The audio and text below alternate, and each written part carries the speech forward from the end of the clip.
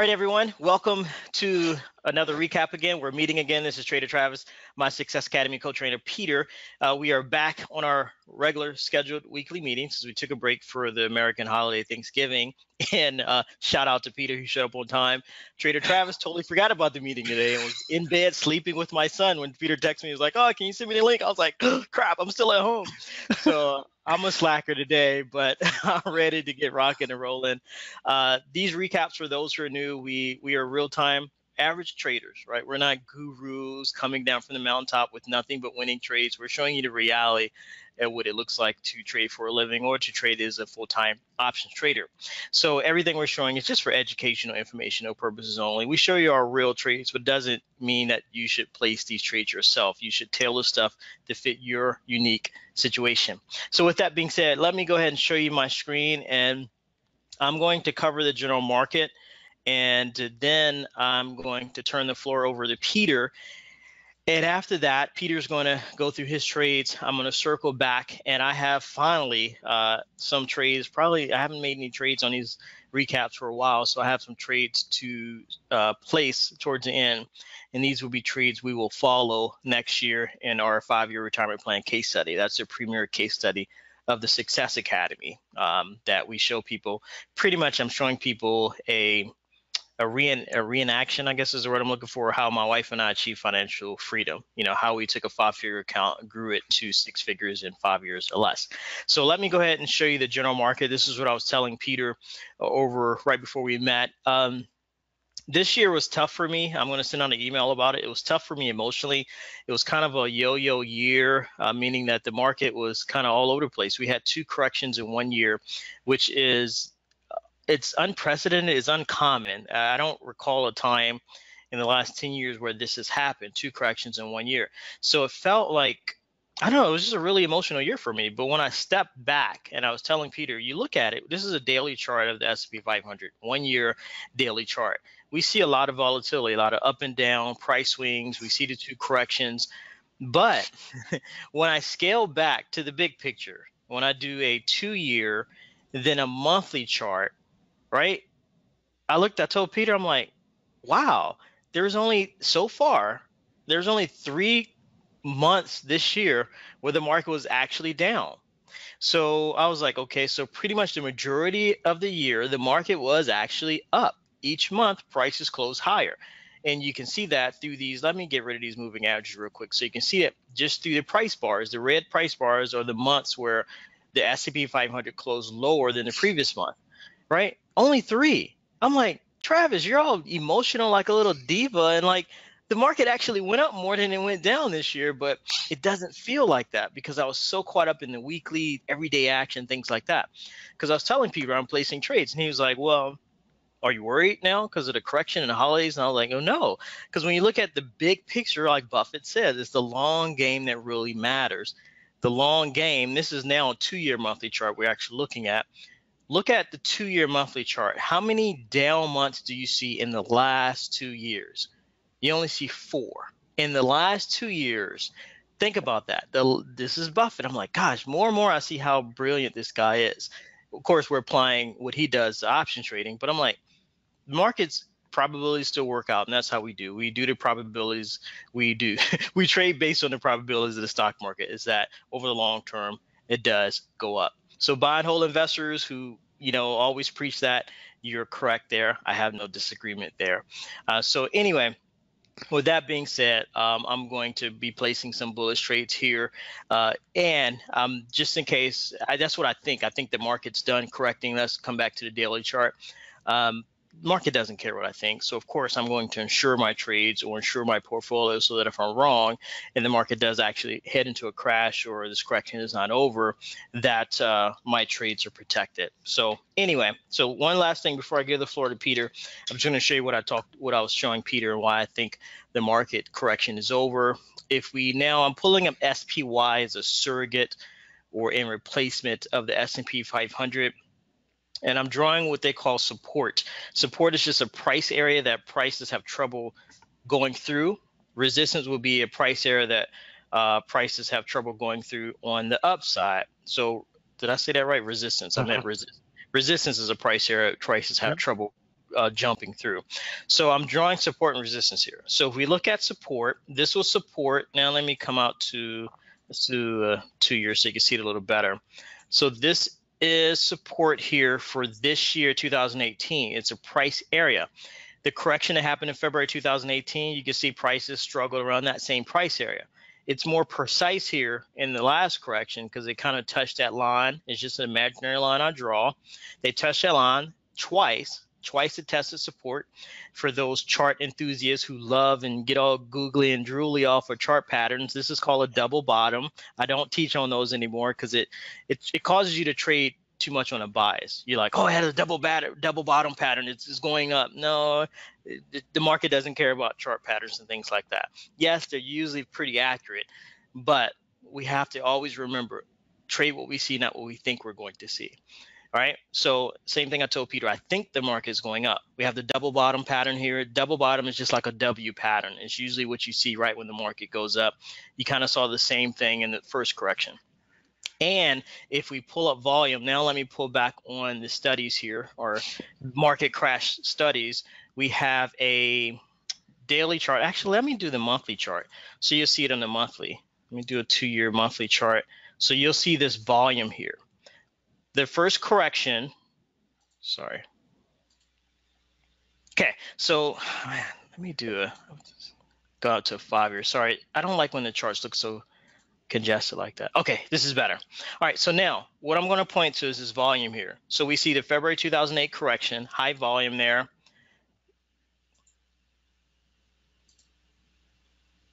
Where is I going? Okay, anyway. All right. Edit. All right, so February 2008 correction, these two high volume months, excuse me. Then that next month, it started going up after that. You see volume higher than average. This is a moving average, a monthly moving average line right here for volume, right? And then after that, after the correction, the market went back up. So now we have the most recent correction, October, November. We see a really, really high volume spike here. But just recently, the month, as of end of November here, it looks like the stock market is going to close up for the month, and we have higher than average volume again. So that's what I'm looking at to say, okay, I think the market is going to go up higher from here. Not only that, when you scale down to the daily chart, you see the exact same thing. You see prices touch support again. They rocketed higher. I think it was Tuesday or Wednesday, and on higher volume. So this is what they would call a breakout on higher volume. And so I think this was the bottom of the correction. The market is going to head higher from here. So based on what I think, right, I'm going to play some bullish trades. I'm not doing the weeklies anymore. I'm sick of weeklies right now. I need to give my emotions a break. So I'm going to go out a little bit farther out, several months out. All right. And then, of course, I already have insurance in place in case I'm wrong, because we know the market doesn't care what I think. So with that being said, let me turn the floor over to Peter. And based on how long I talked, I don't know if I will place these trades. Maybe I'll place them.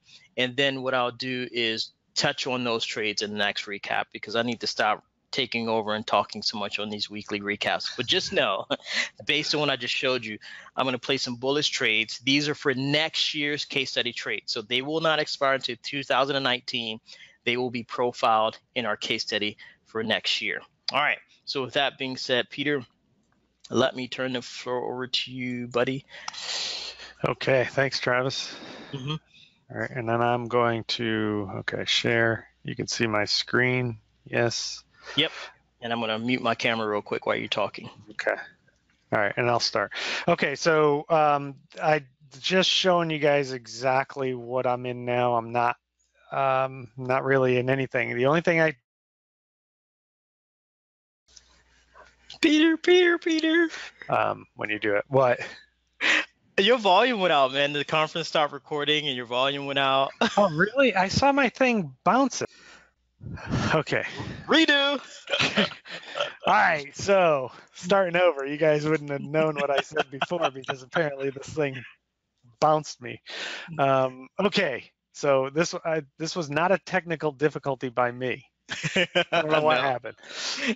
Okay, so I am not in a lot of trades here. Matter of fact, I'm only in, you can see from looking at my screen, the only thing I have really active is these covered calls. They expire in 21 days.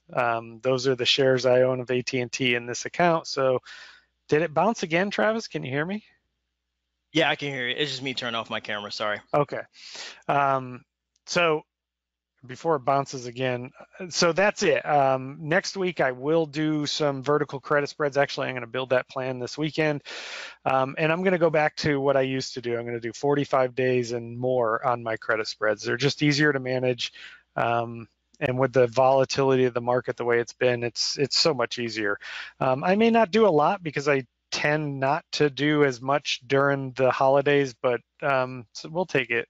We'll do some this weekend, plan them out, and see how it rolls. So other than that, if we go to my spreadsheet, so really the only other thing, I have my small trading account here, and that's still, I haven't added in. I think I got one more $250 deposit here. So that account really is, with deposits and my gains, I'm up almost 30% on that account, which is pretty good because that started back in June. So that's not even a full year. So that's pretty good. Now, some people will point out that that's not all gain percentage, and it's not, but it doesn't matter to me. The account's up almost 30%, so I'll take it. Having said that, that's pretty much it. I don't really have a whole lot to cover. Hopefully I gave you enough time to place your trades so you can show them, Travis. No, actually, I was going to play some live and watch people. Oh, you didn't? Okay. Yeah, no, I didn't even play some, so don't worry about it. Yeah, well, actually, I know what I'll do. I will record me placing them and then put them in the Success Academy members area as part of the case study, kind of an interlude in between videos, so they can kind of see the approach I'm doing next year, because I'm tailoring my approach. Because like you just said, you're not doing the weeklies. I'm like, yeah, I think we liked the quick profits of the weeklies. I don't know, I can't speak for Peter, but for me, it just doesn't fit my personality. I'm just like, you know what? Like he said, the longer term trades are easier for me to manage. They're more emotionally comforting during the corrections versus the weeklies. When the weeklies and we have a correction, which we had 2 this year, so pretty much I'm freaked out for like several times out the year trying to manage all these different trades. It just makes life way more complicated than it needs to be. So yeah, and I didn't cover it. I should have covered it. So I had some trades open from 2 weeks ago. I didn't calculate it out, but overall, it's because I know on my, let me see, on my, I think it was my Walmart trades, my Starbucks trades, I made money. My Walmart trade, I did not. I lost like over 50%. I think I lost 60% on my Walmart trades. And in my McDonald's trades, I probably exited those a little early. So that was just being a little too antsy. I ended up exiting those trades, not for a loss, but for a shorter or a smaller gain. So it didn't take the place of the loss of the Walmart. But between the McDonald's and the Starbucks trades, I'll have to total them up and I'll put them in next week's recap. I think overall I was up on those trades, but I could have been a lot more if I didn't exit my McDonald's trades early. And I'll be honest, that was me not just sticking to my trade plan. My McDonald's wasn't even at a loss, and I decided to exit. I put in an exit order before I left for the morning, and when I came home, it executed, which was great. Unfortunately, McDonald's was through the roof past my sold position, so I could have probably kept all the credit on McDonald's, but that's okay. Yeah, live and learn. That's the other reason, Travis, why I really don't. Maybe I'll sprinkle a weekly in here and there, but when you're doing just weeklies, they can set your emotions and to overtake your trade plan, unfortunately. Oh, yes, there you go. You're right. And I'm glad you said that. I forgot to talk about the trades that helped me. I'll talk about that in the recap. McDonald's, I exited McDonald's early too, just like you. It was pulling back. It was an emotional exit for me. I was like, oh, I don't want to give up this profit. Right. So I exited early, and I'm like, man, it's still going up. I'm like, oh, man, I should have stayed in it. That's what I did. Yeah, McDonald's, Starbucks was another trade I made that helped me win for the year. Johnson & Johnson is up, and I'm putting this in my email too. Merck is J&J is Johnson & Johnson. MRK is Merck. That is up right now. These are all trades doing good.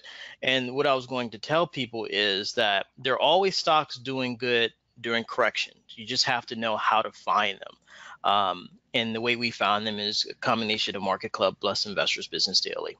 So I'll give you all the ticker symbols of the stocks that helped me win during the year, which was during the correction. I actually went for what they call a Hail Mary. I was like, either I'm going to look really stupid or look really smart. So I placed a bunch of trades. Of course, I insured them, and it just happened to be the stocks I picked were the ones that actually went up during the correction. And that helped me recoup whatever I had lost during the year, and plus in the year positive. So I will put all that in a video, send it out in an email, but that's all I have for everybody. Yeah, same. I think, and the only other thing I'll probably, I think I'm gonna go back to is just I always stuck with the same stocks over the course of the year, and the last few months I was trading different stocks, and like I didn't trade any Apple. I didn't trade Apple at all in the last. I think I had one trade on Apple, and if you look at Apple, Apple had plenty of opportunities to make money on it. Mm-hmm. So, and it was just because I was doing other stocks. So I was involved in some other stocks that I wasn't used to. So I'm going to just go back to I have a core portfolio. I used to call it the internet portfolio. And then people were like, hey, that's not the internet portfolio. And I'm like, I know, I added to it. So it's like a core group of stocks. There's like 10 or 15 stocks. And that's basically what I trade over the course of the year. I don't know why I got away from it. I think that shiny, bright object mentality I have. So I'm going back to my core stocks, and I'm just going to stick to that because I do well with that. Same here. Yeah, we both got distracted at the same time. Man, we're influencing each other, obviously. Well, that's a good thing, though, because it's better than being influenced by something negative. So, like the guy who you just joined our program, and he has 9 call options, and they're down 80% because some expert picked them. Yeah, being influenced by these sociopath gurus who teach you crappy stuff that doesn't work. But don't get me started because I get all worked up about that. But my mentor said that's a good thing. He said whatever you get ticked off about, that's who you should reach out to. That should be your angle. And yeah, I get ticked off about people selling all these, showing you winning trades all the time, talking about their high probability systems. I'm like, that crap does not work. I know because I've spent 30,000 plus joining their programs. And your performance, the performance that they claim in their emails is nothing like the performance you'll get. And I know that from my own personal experience, plus from the people that join my program who've been hurt by those systems. We have one now, so it's sad. But Peter and I are out to do something about that, to teach you reality. That's why we show you here. Look, we showed you losing trades a few recaps back. We're like, hey, we're losing money just like everyone else, but we still usually end the year positive, and we show you why. And that's always back to risk management. It's never about strategies. It's about how much money you risk and managing your own emotions. At least in my experience, that's the key. Yeah, and just real quick too, I didn't even think of that. So last week when the market did all that stuff, I still only had, with all those trades, I had less than 0.5% of my account at risk. So if all those trades lost money, I could generate, well, the covered calls with AT&T would have generated the money to come back. So it's just a matter of, it makes it a lot easier, even though emotionally, I did react to that McDonald's, but that's just because I hate losing money. But in the grand scheme of things, it was nothing compared to what my risk amount could have been. True. So. Yep. That's the name of the game, buddy. Low risk amount. Takes people a long time to get that though. So, all right. Well, I don't know. I usually take the month of December off. I don't know what Peter's going to do. We can meet probably one more time next week, just wrap up for the year. I think that's a good idea. Okay, we'll meet one more time next week, which will be, we'll release this video first week of December, and then we'll take off. We take off a month, our annual holiday break. We take 3 breaks, summer break, spring break, and then a winter break. So we'll meet one more time. Then we'll take a month off. We will see you all back here in January after our next video. But anyway, we'll talk about all that after the next meeting. So unless you have anything else to add, buddy, that's it. We can wrap up. All right. You all take care. Have a great week, and we will see you in the next recap. All right. Bye-bye. Bye.